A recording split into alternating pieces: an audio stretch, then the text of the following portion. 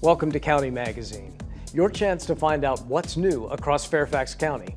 I'm Brian Ashby. On this edition, discover how acknowledging our past can lead to a better future.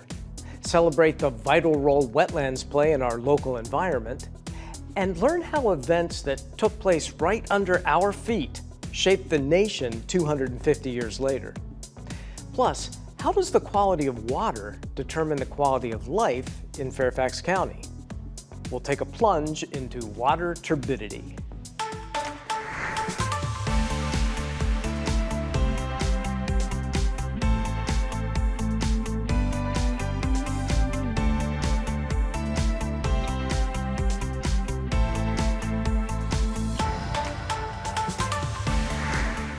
We've talked a lot on County Magazine about water and its role in a healthy environment.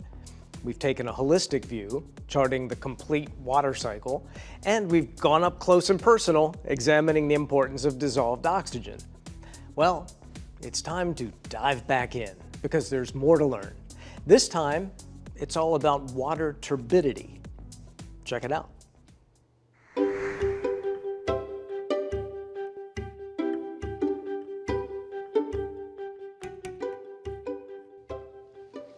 Have you ever seen water that is so clear that sunlight reaches all the way to the bottom? And could you see the underwater plants or fish? If you could, that's a sign of a healthy ecosystem. Now, clear water occurs for many reasons. It could be calm weather, or maybe there's no runoff flowing into the water that can push around particles like the sand or dirt that's settled at the bottom. But there are some bodies of water that are so cloudy or muddy you can't see any underwater life at all, like this beaker right here. Now, cloudy water can happen for lots of reasons. Dirt or sand that is usually settled at the bottom can be mixed up from rapid movement, like a heavy rainstorm, or even the wind. And sometimes, human activities can make water cloudy.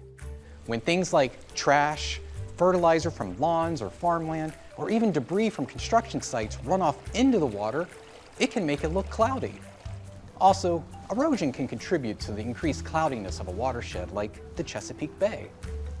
Scientists have a fancy word to describe how clear our water is. Turbidity. Turbidity measures the ability of a light beam to travel through water. Huh.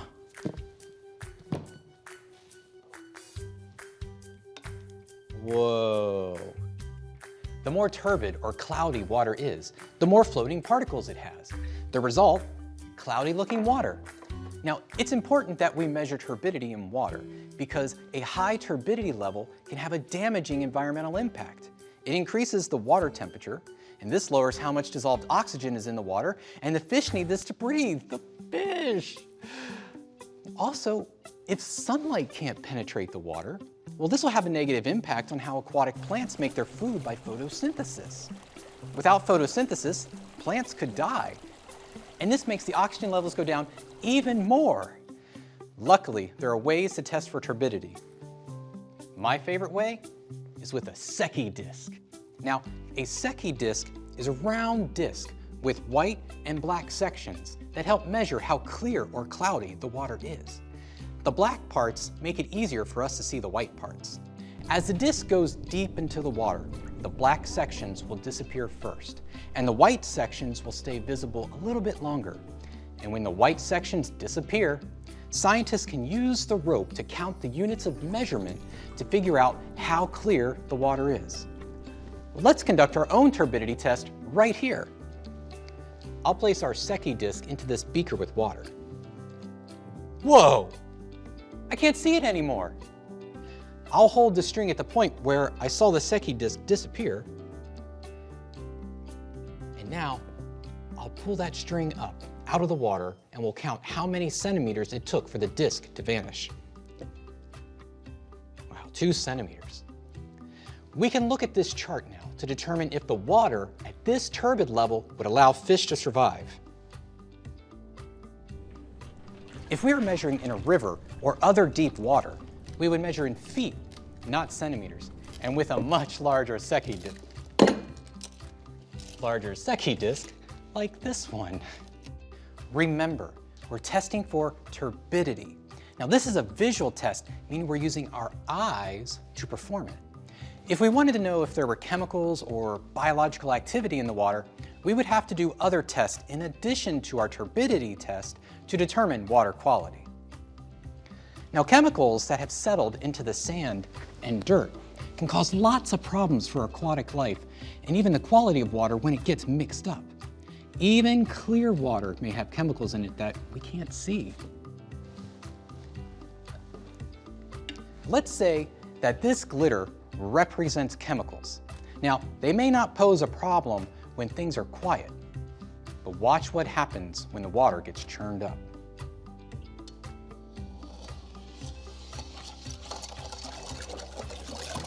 Wow. Now that's why we do lots of tests to see that our waterways are safe. Now that we know what turbidity is and how it can impact water quality, let's do our part to keep pollution out of our water so we can use it for drinking, swimming, and recreational use. Not to mention helping keep fish and plants alive and healthy. Did you know that water pollution can come from our homes? Pouring cooking oils down the drain, flushing wipes down the toilet, or pouring unused medicine or expired medicines down the drain are some of the ways that we pollute our water. So-called flushable wipes and cooking grease should always go into the trash, but properly dispose of the grease so that it doesn't leak out of your trash bag. And unused or expired medicines can go to a drop box at any participating local pharmacy or a local police station. We all like a beautiful lawn, but when the fertilizer we put on our lawns washes into the storm drain, it increases turbidity and harms the fish and the plants. And please use an environmentally friendly product instead, and plant trees and native plants to help prevent erosion. In the wintertime, don't use too much salt on your sidewalks and driveways. And remember to sweep up any extra and store it for the next time when you need it. Wow! We've learned a lot about water turbidity and how we can become better stewards for our environment. Remember, quality of water equals quality of life. Love water.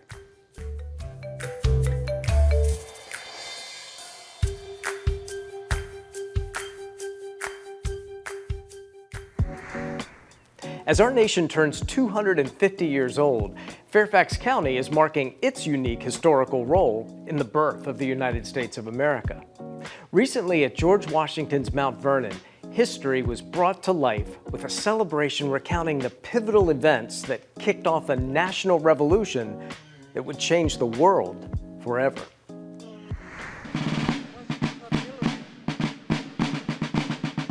Well, we're at George Washington's Mount Vernon, celebrating George Washington and his leaving Mount Vernon frankly, for 6 years. He was called to Philadelphia. He and George Mason were called to come there as representatives of Virginia, where they will be looking and considering where this country should be going now that the shots have been fired at Lexington and Concord. Mount Vernon means so much to me, but my duty to my country means more. We know this is an integral part of Fairfax County's history, and we have so many treasures in Fairfax County, historic treasures, but our role in this is significant. This property, of course, is central to our history and central to Fairfax County. These events are critical because they bring history alive. Bringing history alive helps particularly younger people who maybe don't quite know how this all fits together feel it, experientially understand it. My mom is a middle school teacher, and she always reminded me that history has many utilities, but probably one of the most important utilities is learning from your history so that you can always do better. And what the Mount Vernon Ladies Association and Mount Vernon has done by making sure that we tell our entire history, including through the eyes of the slaves that worked this land, I think is really important, not just to our One Fairfax notion, but also for our kids to understand the path that we've been on as a nation has been an imperfect one, but it's one that we need to understand. We have a great website, which is fairfaxcounty.gov/Mount Vernon, and there's all kinds of information there, not only about America's 250th, but also Mount Vernon and how all these pieces are essential parts of our history and can make a difference in your life.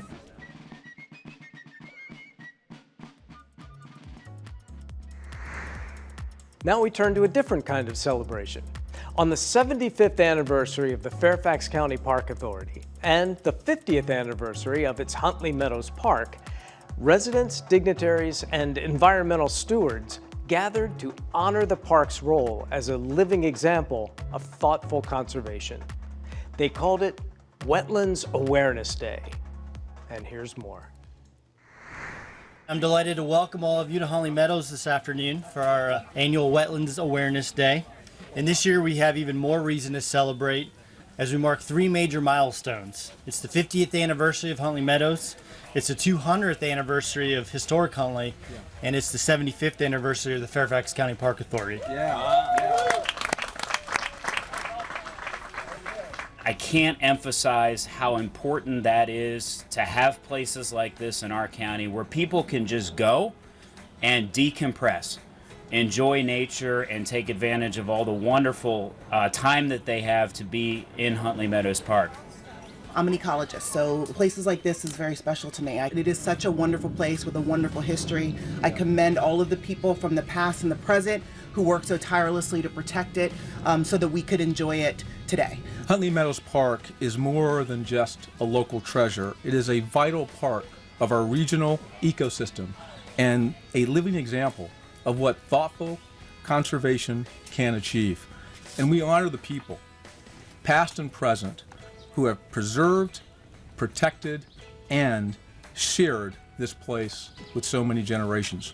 In recognition of the vital role that wetlands plays in our environment and our community, I'm proud to present with Sharon McKay a Wetlands Awareness Day proclamation.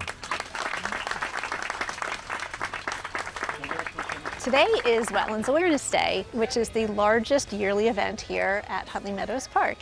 It's sponsored by the Friends Group. It's free for all to join and appropriate for people of all ages. There's so many different things happening on Wetlands Awareness Day. You can go in and meet some raptors up close.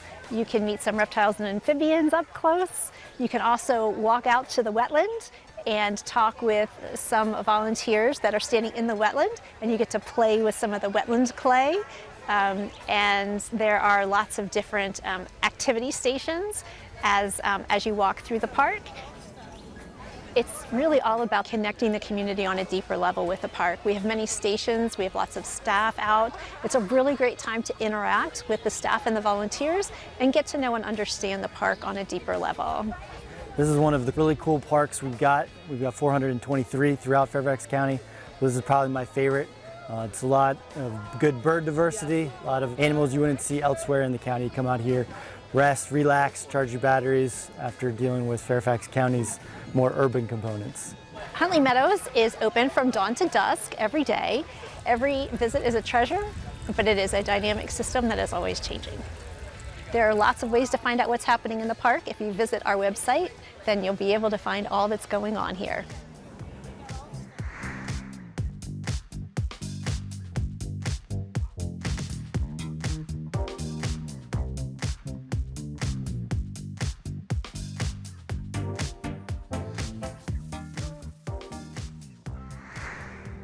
Did you know safety and security is an area of focus in Fairfax County?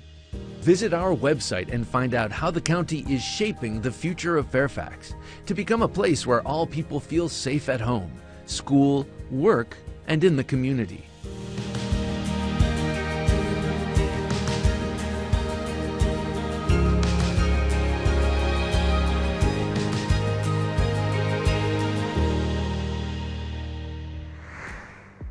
The Black African American Historical Marker Project was initiated by the Board of Supervisors and the History Commission to commemorate African American history in Fairfax County. Recently, the project unveiled a marker at West Springfield High School, honoring 16 individuals once enslaved on the land where the school now stands. Take a look. We are celebrating the historical marker program, the unveiling of the historical marker, and the enslaved 16 who contributed to our community.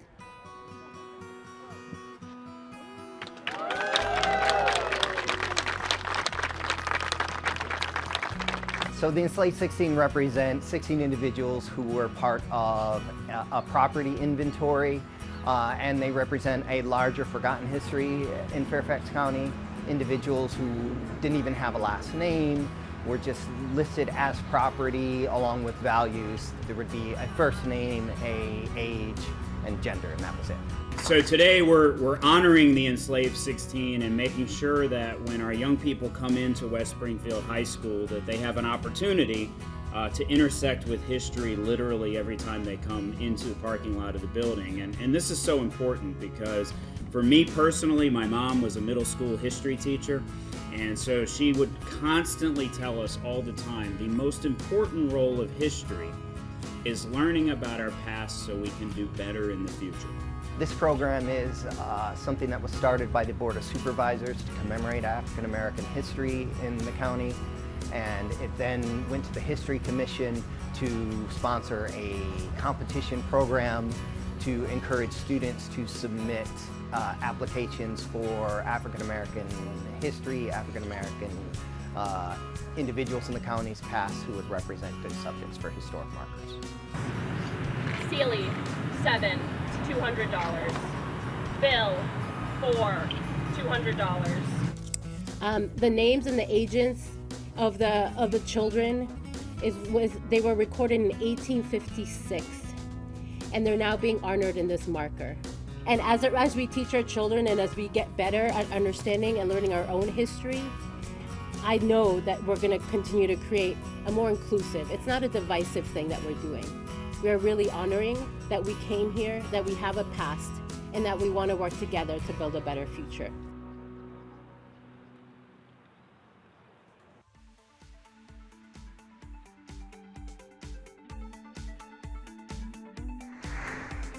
Well, that's going to do it for this edition of County Magazine. Thanks for joining me. Remember, there are countless ways to honor our history and get involved in our community this summer. Make Fairfax County an even better place to live, work, play, and grow. I'm Brian Ashby, and we'll see you next time on County Magazine.